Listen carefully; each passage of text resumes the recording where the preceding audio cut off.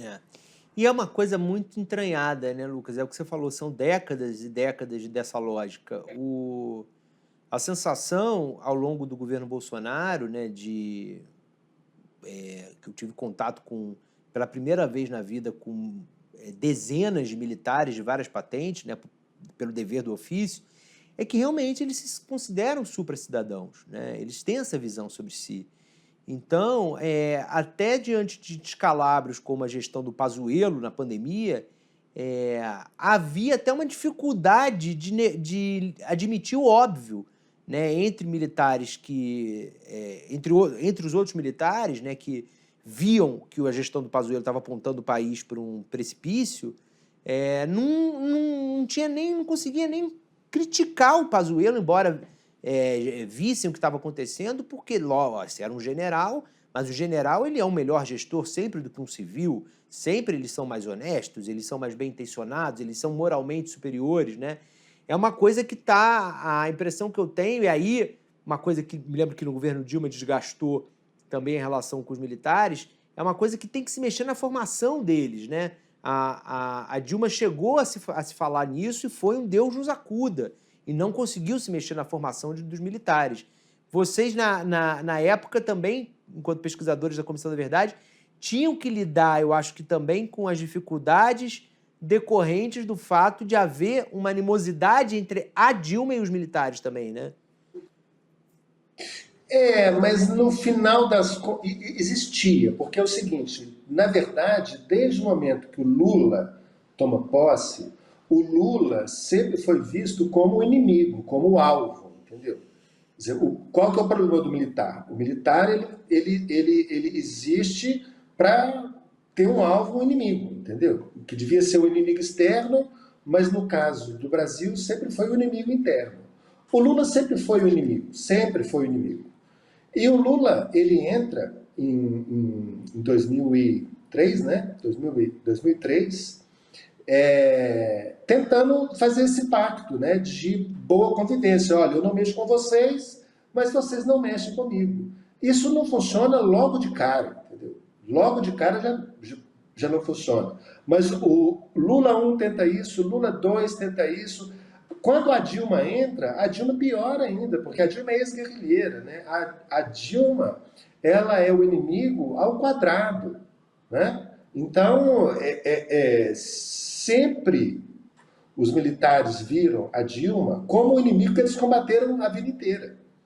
Agora, a Dilma faz o jogo deles, entendeu? No grosso, a Dilma faz o jogo dos militares. Ela entra no modo não vamos remoer, entendeu? Ela fica ali numa espuma, dá umas declarações bonitas, fala umas coisas bacanas, mas não entra no problema. Mesmo na Comissão Nacional da Verdade, se a comissão tivesse o respaldo maior do Executivo, do Palácio do Planalto, teria saído mais coisa, entendeu? Mas é aquilo que eu te falei, né? Eles terceirizaram para a comissão, quer dizer, era a comissão que tinha que se ver com o Exército para pedir um documento que não era liberado, sendo que a Dilma era comandante em chefe das Forças Armadas.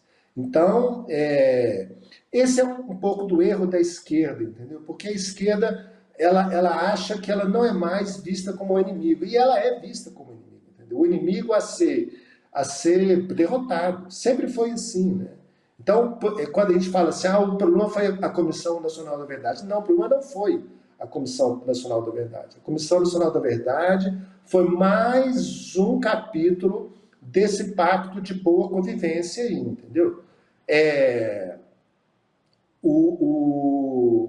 Esse pacto de boa convivência, ele nunca foi rompido. Agora, os militares, de tempos em tempos, eles têm esses soluços de se acharem o poder moderador. Como você anotou bem, isso veio desde a fundação da nossa República. Isso, quando você faz um gráfico de todas as vezes que as Forças Armadas intervieram, isso é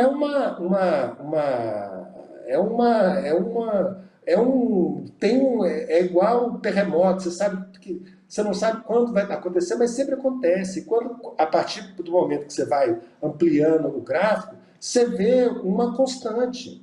Os militares eles estão intervindo na seara civil de uma maneira constante há 100 anos. E a gente fica tratando de casos pontuais, entendeu? Ah, porque teve a Comissão Nacional da Verdade, ah, porque teve o Bolsonaro que trouxe os militares, ah, porque teve um general mais exaltado que falou isso, ah, porque o Mourão falou aquilo. Mas, na verdade, isso está acontecendo há 100 anos. E a gente está perdendo um pouco desse foco. Por isso é que é importante você remoer o passado. Não é mais, eu acho que a discussão não é mais a punição. Eu acho que isso já está... O Brasil não vai chegar nunca nisso. Mas se eles se atêm à questão da memória e da verdade, isso já é um grande salto. A gente não consegue nem chegar a isso, entendeu?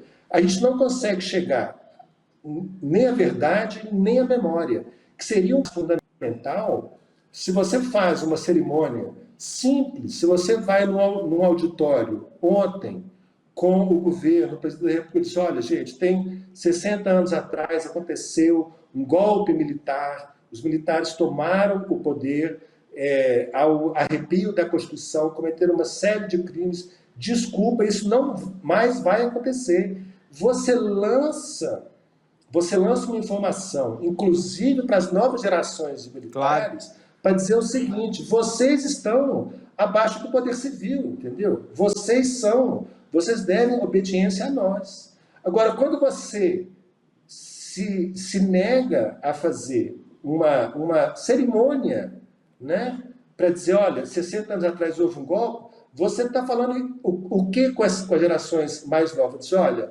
vocês ainda continuam mandando mais do que a gente. Aí tem assuntos que a gente não toca para não melindrar vocês. Então, daqui a 10, 20, 30, 40 anos, 50 anos, vai ter um outro general Heleno com um outro nome, um outro Mourão com outro nome, um outro Bolsonaro com outro nome, porque isso vai voltar.